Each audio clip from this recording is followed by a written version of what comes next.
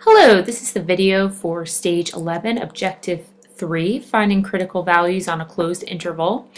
So the extreme value theorem basically says that if you have a closed interval, you're definitely going to get a absolute max or absolute min, and it's either going to be at a critical point or at the end point. So your first step is going to be to find the critical points and then evaluate at your endpoints and critical points.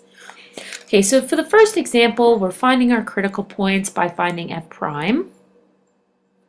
So f prime of x equals 6x squared minus 30x plus 24. So I'm going to set that equal to 0, and I'm going to take out a common factor of 6 just to make it easier for myself to factor it. So now I can see that I have x minus 4, x minus 1.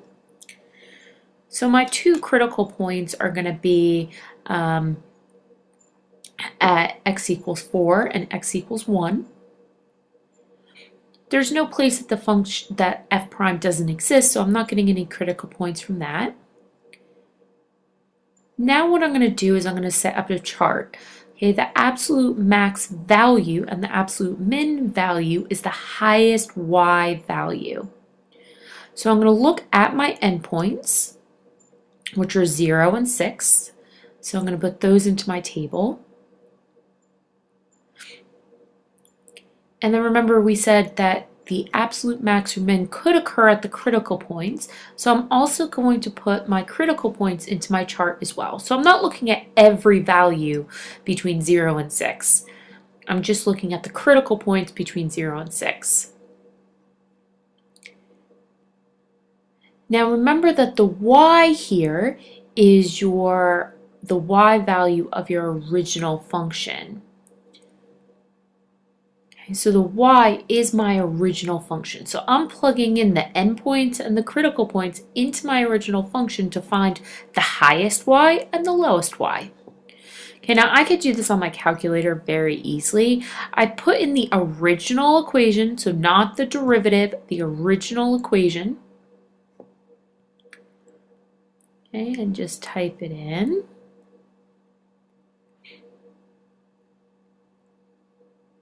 So on an 84, you would probably do this in the y equals menu. So now I go to my table, and now on the Inspire to Split screen, on the 84 it might not be, but either way you have to make sure that your table, your independent variable is set to ask, which if you go to the edit menu it will be, or you can change it to ask. And what that allows you to do is to type in the x coordinates that you want instead of them just giving you random ones. So I'm going to plug in 0. So my value at 0 is 7. I'm going to plug in 1, which is my critical point, and the function has a value of 18. And I'm going to plug in 4 and 6, and I have values of -9 and 43. So now looking at my table, my absolute max value, and remember the value is the y, is 43, because that's the highest y coordinate. And now this would occur at the point 6, 43. But normally you are looking for a value, which is the y coordinate. Your absolute min value would be -9, which occurs at the point 4, -9.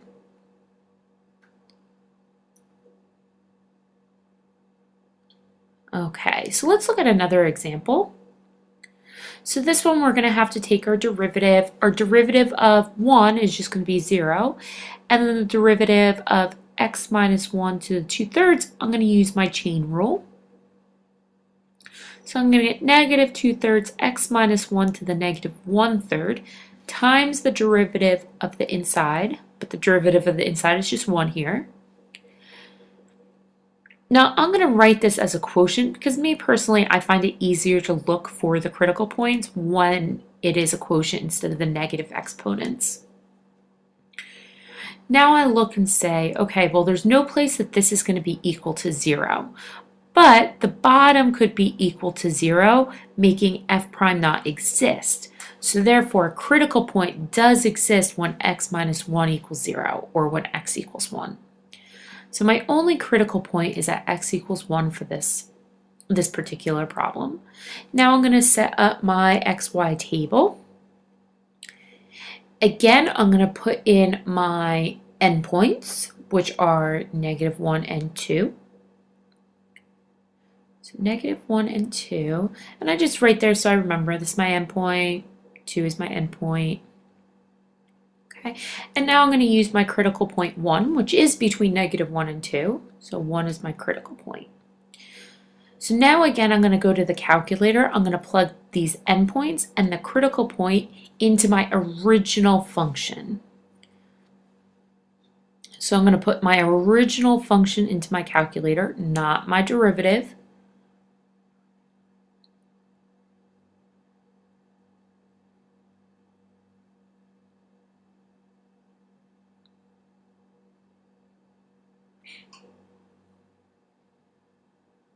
Okay, so I plug that in. Oh, look, you can kind of see now from that graph why x equals 1 is a critical point. There's a cusp there. All right, so we're going to plug -1, 1. Remember, my table is still set to ask, and 2 into my table to get the values. So my y values are -0.587, 1, and 0. So now I can tell what is my highest y value and what is my lowest y value. So my absolute max value is going to be 1, which is occurring at x equals 1. My absolute min value is going to be the -0.587.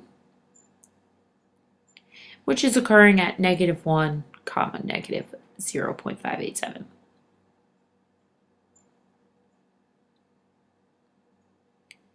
Okay, so let's try another example.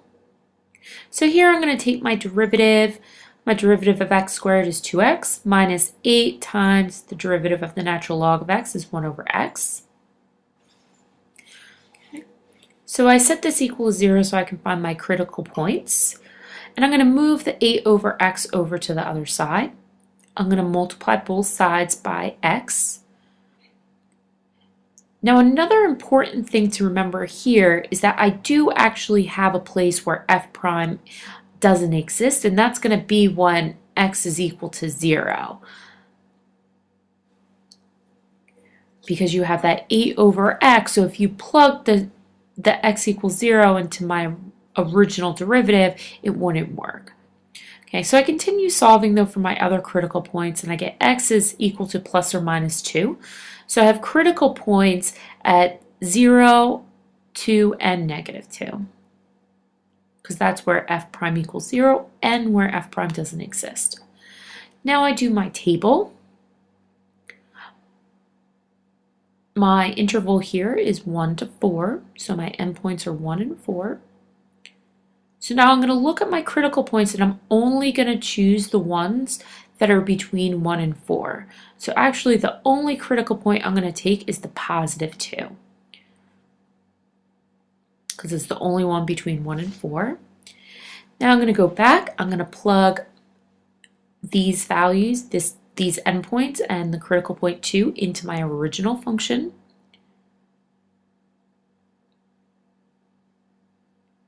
Okay, so I'm going to type my function in and make sure it realizes this is the natural log of x and not just random number or random letters. Okay, and there's my graph. Okay, now I'm going to look at my table. So I plug in 1, 2, not 22, 2, and 4. Okay, so I get values of 1, -1.5 451 and 4.9095. So now I'm able to see my absolute max value is 4.9095.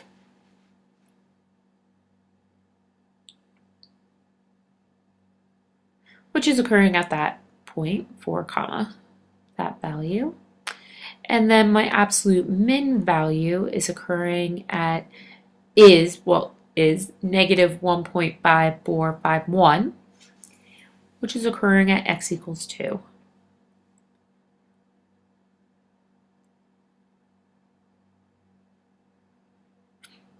A lot of the times you'll just be asked for the value.